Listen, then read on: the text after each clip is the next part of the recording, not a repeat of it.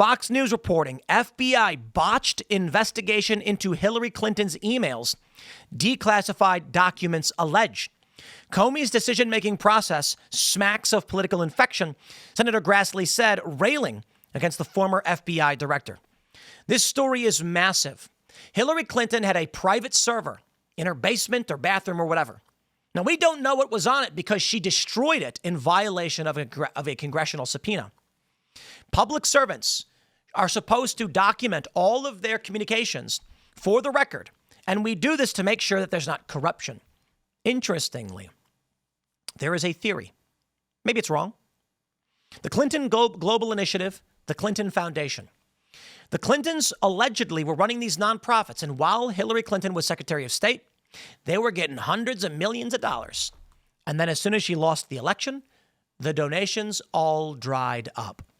The implication, the theory, of course, is that Clinton was running a private server.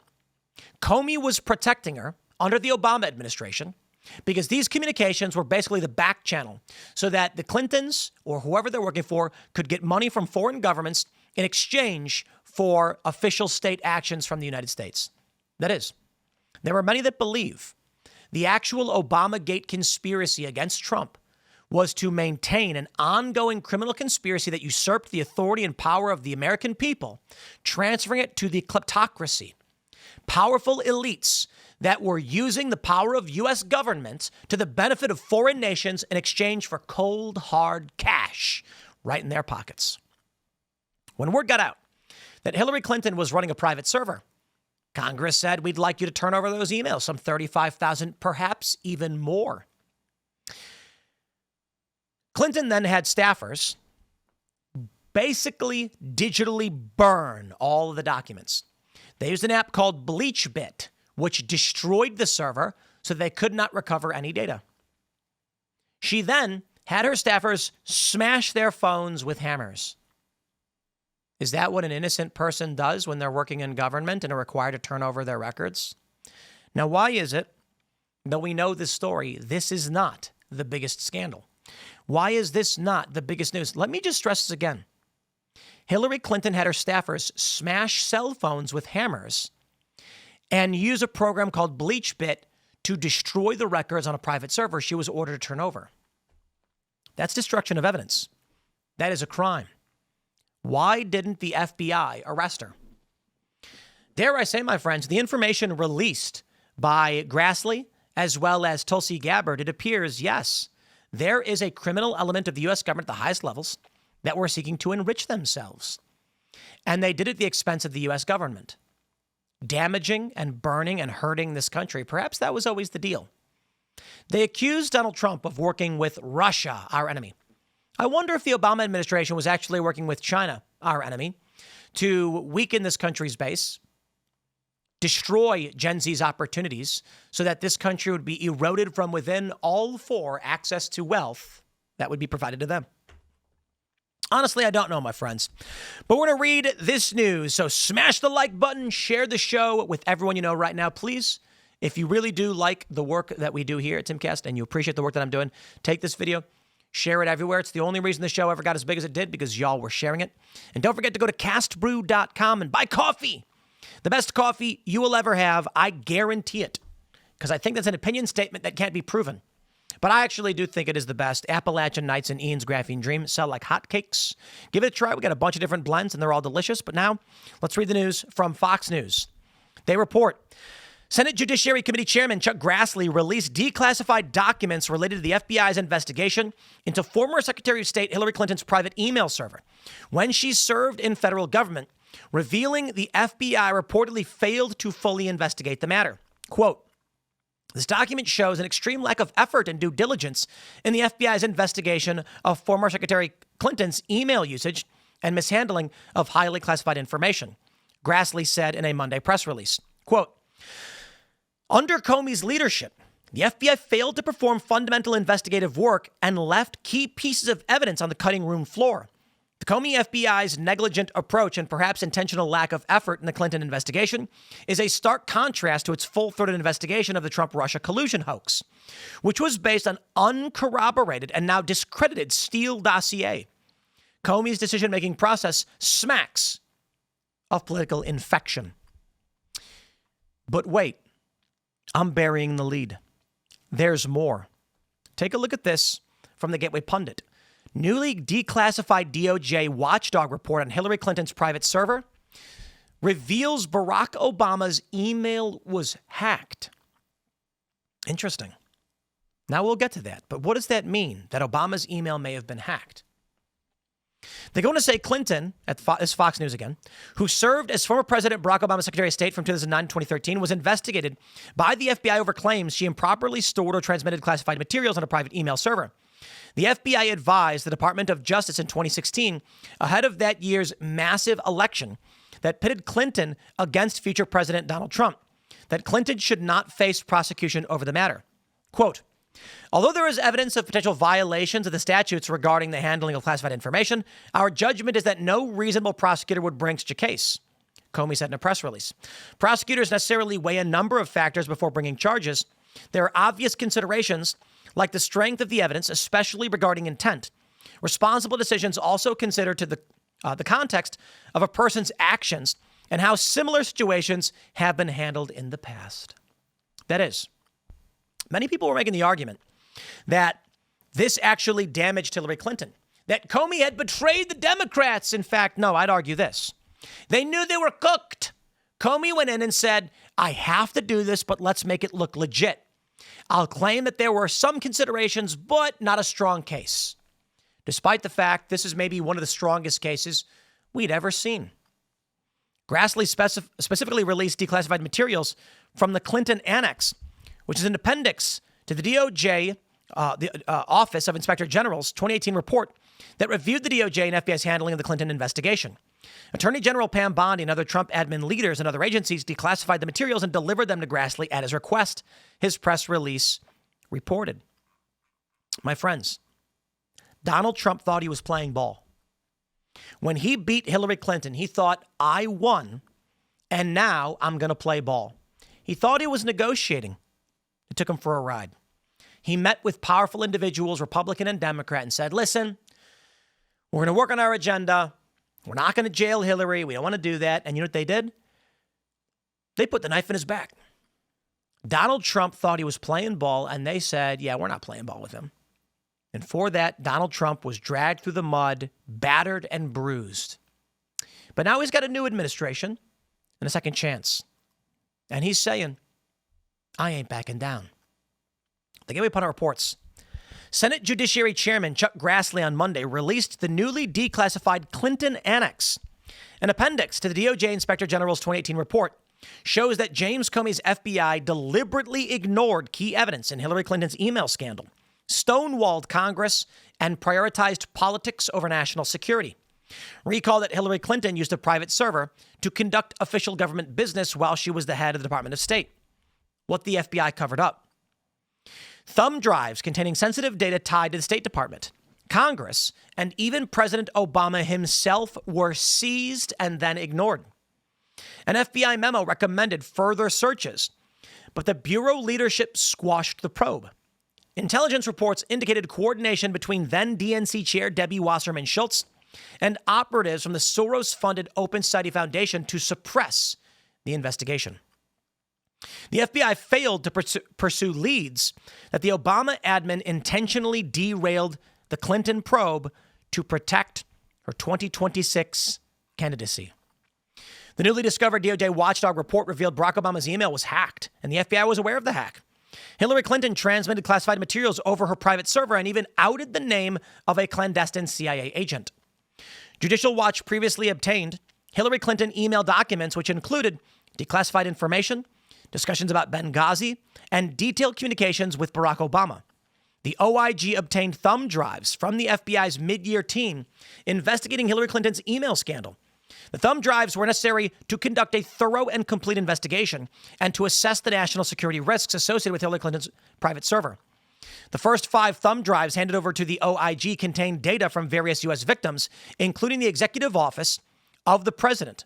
Executive Office of the President, the State Department, the U.S. House of Representatives, and other federal agencies. Obama's emails were hacked. Quote, Examples of U.S. victim information that you know what? Let's do this. Let's pull up these tweets and go direct to the source. We've got Julie Kelly and Lee Smith. Kelly says, according to just released declassified annex to DOJ OIG report, Barack Obama's email were hacked and the FBI was aware. Thumb drives 1 through 5, it reads, and heavily redacted, mind you. The first 5 thumb drives were obtained by the FBI in redacted. These thumb drives primarily contain data exfiltrated by redacted from various U.S. victims, including the executive office of the president, the State Department, the U.S. House of Representatives, other federal agencies, and private sector and educational institutions.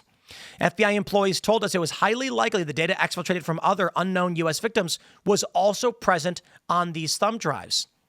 They go on to say redacted in redacted FBI personnel, redacted process redacted. It's fun reading, isn't it? The first 5 thumb drives. In FBI personnel processed the first 5 thumb drives. I have no idea what that says. Redacted. They reviewed data on the thumb drives and determined that it contained U.S. victim information. FBI personnel told us the data on the first thumb drives appeared to have been obtained from redacted because the FBI personnel could see, and then you got a big redacted sentence. Examples of U.S. victim information that the analysts observed during this review include former President Barack Obama's emails, possible evidence of an redacted intrusion into the blank redacted advance intelligence about a planned FBI arrest of a Russian citizen, network infrastructure, diagrams for U.S. government, classified workers, and other potentially classified U.S. government information. That's interesting. Lee Smith says Obama email was hacked likely because Hillary sent him an email from her private server when she was on the tarmac of St. Petersburg Airport, meaning Hillary directly compromised the president's communications. And we got nothing. So I ask you guys to let me know what you think. Be involved in the conversation. What's going on? This is almost 10 years ago. Swept under the rug. But today, the conspiracy continues. And the argument from Mike Davis of the Article 3 Project is that so long as the conspiracy continues, the statute of limitations is not over. That's the interesting thing about a conspiracy. It will never end. It will keep going because they must maintain the lies. Bloomberg reports Trump's deep fake of Obama is meant to change the subject. Is it? It's an argument made by NBC as well, but I have to wonder if it really is.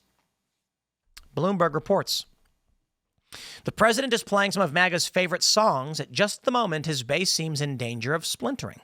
And that's true. But again, Pam Bondi and Blanche brought up Epstein again today. They had no reason to do it. They could have just let it go. They did not have to reignite this news cycle story.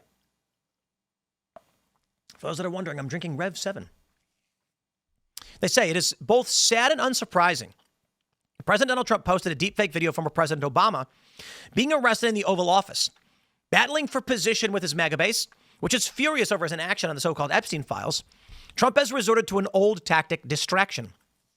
He has raised another conspiracy theory to change the subject. But in sharing the video, which is created by another user, he is sinking to a new low, even for the president who encouraged crowds to chant "lock her up" about Hillary Clinton and repeatedly smeared the Biden crime family. I see this. We also got this from NBC News. Amid Epstein fallout, the Trump administration turns to other MAGA grievances. The president posted a fake AI video of Obama being arrested. His Attorney General Pam Bondi released a report on the 2016 FBI investigation into Clinton's emails. I wonder, is the real distraction NBC News claiming it's a distraction? Democrats and the corporate press want Epstein to be the centerpiece.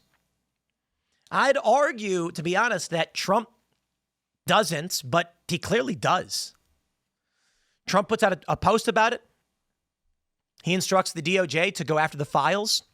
He could have just let it fade away. He could have pleaded ignorance. It starts when Pam Bondi gets asked about it, and Trump interrupts and says, "Do we really care about Epstein?" He gets asked about it again. You know what Trump could have done? And I said it before, but I'll say it. Trump could have said, it's a big story. It's a big story. We're looking into it. It's what that guy did. He was a creepy guy. So the DOJ is going to dig in and we'll figure it out. But thank you for the question. And about immigration, That's easy, right? Instead, he goes off.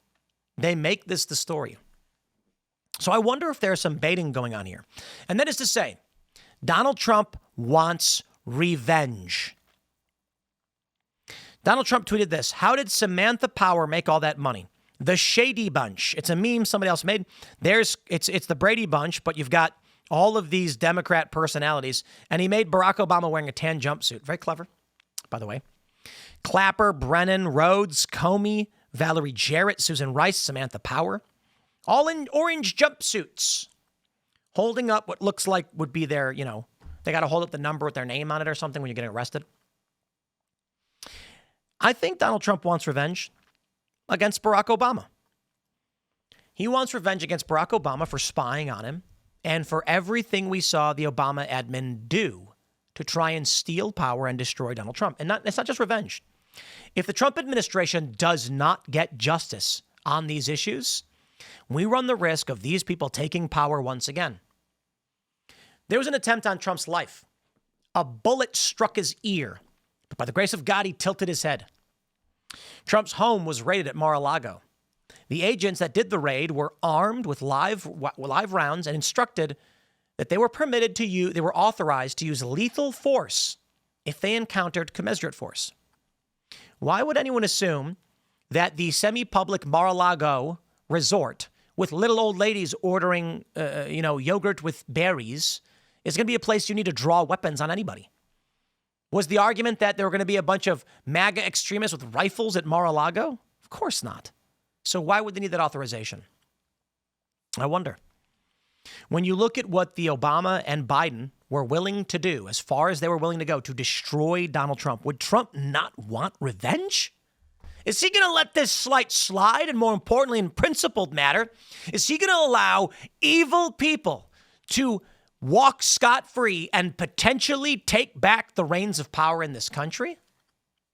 I'd say no. The question then becomes, what's the real distraction? As the Democrats and the corporate press won't shut up about Epstein, I got to wonder what their motivation is, because these are not trustworthy individuals.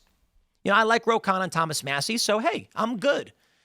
Release the files, which you can at least. But the rest of the Democrats voting on this? I think it's clear they want to distract, but I wonder if Trump is entertaining it and playing into it to let them do it, to let them run those distractions. Now, I do think it's funny that NBC News brings up, Trump says change the name to Redskins, AI-generated mugshots, attacking Adam Schiff, accusing him of crimes. He's done all these things to try and change the subject. They say on Friday, DNI, Tulsi Gabbard, revisited the 2016 election, referring to what Obama did as a treasonous conspiracy. But I have to say, if all of that was just a distraction, why would Trump have his DOJ then come out this morning and say they will meet with Ghislaine Maxwell? Now, this is a funny clip that Alex Jones posted. Trump has taken off the gloves. Big stuff is about to go down. And it appears to be a Trump truth post showing the video Hillary Clinton did not want you to see. Remember John F. Kennedy Jr.? He was declared the front-runner for the New York Senate seat back in 1999. Days later, his plane crashed into the Atlantic Ocean, and his rival, Hillary Clinton, was elected senator. Mary Mahoney was a Clinton White House intern. She knew enough of the inner workings of Bill's sexual advancements to be a star witness during the Clinton impeachment trials. She was brutally executed at a Starbucks she was managing in 1997. In 1993, White House counsel Vince Foster was found dead in Fort Marcy Park near D.C. He supposedly killed himself, and among a lengthy list of potential foul play, the bullet was never found. Then there's James McDougal, a key witness for White House prosecutors. He was serving his 3-year sentence for bank fraud at the Fort Worth Federal Medical Center in Texas. And just before he was to give a testimony before the grand jury, McDougal suffered a heart attack in solitary confinement. In 2015, Walter Scheib, a White House chef hired under Bill Clinton, joined the list. His body was found at the bottom of a river, nearly 2 miles from the base of the trail he was reportedly hiking. An autopsy determined that Scheib's death was accidental drowning, but he might have known too much. I just want to add real quick, like the reason I'm showing you this does not appear on Trump's Truth Social. This is not something Trump has posted as far as I can tell. And I want to stress with the Clinton body count conspiracy theory, while certainly prominent high-profile individuals like in the State Department are going to be associated with wet works, they call it, Abdulrahman al-Awlaki, Anwar al-Awlaki, a guy who was hiking and was found at the bottom of a river. Guys, to be honest, these things happen and they're tragic. We don't know for sure. Now, many people have pointed out that there are a lot of these deaths surrounding the Clintons, and then they imply this means the Clintons or Hillary or some, had these people taken care of. I think a lot of people are just drawing conclusions. And while you do have a bunch of these circumstances, figuring out why and how they would be actual murder is the leap, okay, people are jumping to. But there's more. 7-year-old Democratic National Committee staffer Seth Rich was shot and killed in D.C. this year. There is speculation that he was the source of the controversial leaked emails allegedly sent by DNC staffers, and that he may have been murdered in retaliation. Then Sean Lucas, the lead attorney in a fraud case against the DNC, was found lying on the bathroom floor by his girlfriend when she returned home on August 2nd. Now, I will admit, it does make you think, doesn't it? I don't know about the Seth Rich thing. Many people believe that he was the source for the leaked emails that purportedly WikiLeaks put out. I don't believe it. I think that Julian Assange was using assumptive language. The story comes from the mysterious death of Seth Rich. He's in D.C., and apparently he gets shot and killed, and it wasn't a robbery. Julian Assange is then giving an interview, and he says, our source have to be careful because, you have the story of this guy, Seth Rich, for instance, who was just seemingly killed for no reason. And the journalist, I can't remember who it was like, are you implying Seth Rich is your source? I was like, no, of course not. Considering the implication and the girth of such a story, if Julian Assange was politically motivated, ideologically motivated, and unscrupulous, he'd come out right now and say, yep, it was Seth Rich. If at any point he wanted that to be the case, he could have just said it, perhaps. He was keeping that as leverage. Maybe he cut a deal with Biden. That's why he got a pardon. He said, I will never admit Rich was my source. You let me go. And they said, fine, deal. I don't believe that for a second. I think the issue is there is a preponderance of evidence that something is going on. I think people are falsely putting Hillary Clinton at the middle of it, but I'm not saying she's not involved in any of these things. I'm saying there is a deep state. Wet works is a real thing. We don't know which of these are real accidents and which of these may or may not be. It's possible, and I think probable, that at least considering all of the mysterious deaths, some of them actually are what we call wet works. That being said, this is going viral from Alex Jones. It's got 2,700 retweets because it looks like Trump posted it and that he's taking the gloves off. But in fact, Trump did not post this. He did not. Now, I will throw in a little bit extra here. And Hunter Biden's unhinged 3-hour-long rant where he's just cussing at half the time. Hunter Biden says his father was on Ambien before disastrous debate. Apparently, he was talking about why he preferred crack over cocaine. He was talking about why he deserves to have slaves, basically. It's like, he died, okay. He's got undocumented people cleaning for him. That was his argument. And it was just, man, this dude is a bad guy. Hunter Biden is a bad. I have zero sympathy for his family. For Joe, I think these people are just amoral, evil, sociopathic monsters. When you see this video, let me play the video. We got to unmute it. Him and everybody around, but here you go. Him and everybody around him. I don't have to be nice. Number one, I agree with Quentin Tarantino. George Clooney is not a actor. He is a I don't know what he is. He's a brand. And by the way, and God bless him. You know what? He supposedly treats his friends really well. You know what I mean? Buys them things. And he's got a really great place in Lake Como. And he's great friends with Barack Obama. You. What do you have to do with anything? Why do I have to listen to you? What? Jeez, man. I'd say he's got a mouth like a sailor, but I feel like I'd be insulting sailors. He went on to criticize the people who oppose illegal immigration because he says, Who's going to clean your floors? Who's going to clean your hotel rooms and farm your crops? Yeah, that's slavery. And he goes, bless these people for coming here. Yeah.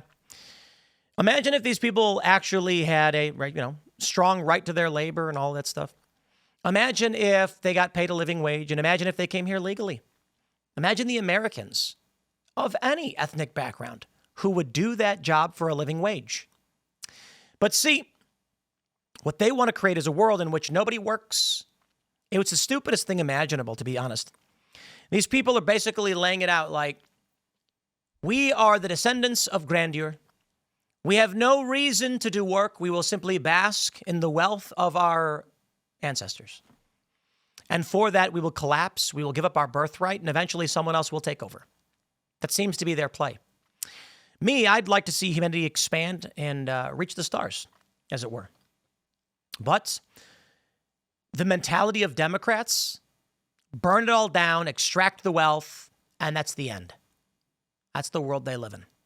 Not all of them, but even the ones that are all hippy-dippy and want to live in the trees don't want progressive. They don't want a scientific progression. So what more can you say? In the end, I'll put it like this. I think the Bidens are evil. I think this guy has exposed himself as the smarmy, evil guy that he is. This interview did him no favors. He's an angry, bitter, entitled, drug-addled man. And I think Joe Biden represents that. He made the guy, right? I think Barack Obama is crooked and was engaged in a conspiracy against these United States. That's what the evidence seems to show. So I'd like to see action taken by Trump. I know everybody's screaming for Epstein and all those files. I want those too, but we'll go down the road in defending this nation, and we'll start with going after the uniparty establishment shills and their conspiracies. But we're going to grab a couple Rumble rants from you guys while we're still here. So smash the like button, share the show with everyone you know, and share the show. Follow me on X and Instagram at Timcast. We'll buy Cast Brew Coffee. We'll see you at the DC Comedy Loft. Let's grab some Rumble rants with the last few minutes we got. Builder just says, so Trump or his buddies are implicated. Whether or not the implication has been fabricated or not is the question. I'm getting clown-pilled. Clown-pilled. Let's see. Demosthenes, how do you pronounce this? Demosthenes. Is that how I'm pronouncing it? Hey, Tim, I'm currently in Hagerstown. Can you give me some suggestions for here in the surrounding towns? Hagerstown. How far is the Bavarian Inn from you guys? Let me check the map real quick. Let's see. The Bavarian Inn is one of our favorite places in the area. Resort and Brewing Company. And I think it's pretty close to Hagerstown. It's not super close, actually. All right. Unfortunately for you, it's drivable. I think you're going to be like 40 minutes, 30 minutes. I'd also recommend Dutch's Daughter in Frederick. About 30 minutes from Hagerstown. And Bricks in Martinsburg. They're all about equidistant, but those are some of the best spots. I don't know if we have any favorites in Hagerstown, to be honest. Yeah. Can't say that we do. We don't go up to Hagerstown all that often. I recommend checking out Dutch's Daughter in Frederick, though. Or Bricks in Martinsburg, depending on which direction you want to go. Probably the same distance.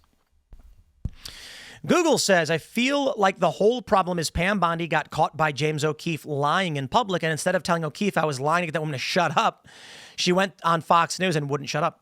Well, it was like some nanny. It was like some random woman she was talking to. She was talking smack. KWA says, disappointed in you last night when talking about Hunter. The last time the Democrats talked about keeping slavery, what happened? Civil War. Yep. We have talked about illegal immigration as a pretext for a modern civil war. I don't know for sure. The argument being that Democrats are going to use similar arguments to maintain their slaves, only this time they're going to say they came to us. You can't have them. And Trump would argue that you are flubbing the numbers. There's a 3/5 compromise argument in that I wouldn't be surprised if Democrats tried pulling another 3/5 compromise, saying something like, okay, let's make a deal. Amnesty, but only for 3 out of every 5. People don't understand the 3/5 compromise was basically that the Southern slave owners said slaves should have a right to vote. And the North was like, you're nuts. You can't have them vote. And so they cut a deal. Every slave would get 3/5 of a vote. Yeah. Silly. I wouldn't be surprised if Democrats try pulling off something like that with illegal immigrants. But for now, we will gear up for that raid on our friend Russell Brand, who is set to go live right now. I believe he is live. So, my friends, smash that like button. Share the show with everyone you know. I really do appreciate it, you guys tuning in. Thanks to Rumble. This is one of the biggest live shows in the country. It's kind of amazing. We've consistently hit the big charts on this morning show. We're in the offseason politically, so it is what it is. We're starting to see sports and other big live shows. They maintain their audiences year-round. Politics, not so much. Maybe I should start video game streaming as a means to build up a separate audience for watching video games or something, and then we'll keep it stable. But that's how it goes. We're in the off cycle year. Next year it's midterms. Things start to pick up politically. Then you got primary. Then you've got presidential election. That's the cycle. So it is what it is. Thanks to you guys keeping up with the news and paying attention. We can keep working throughout this season, unlike Stephen Colbert. Thanks for hanging out, everybody, and we'll see you all tonight, 8 p.m. for Timcast IRL.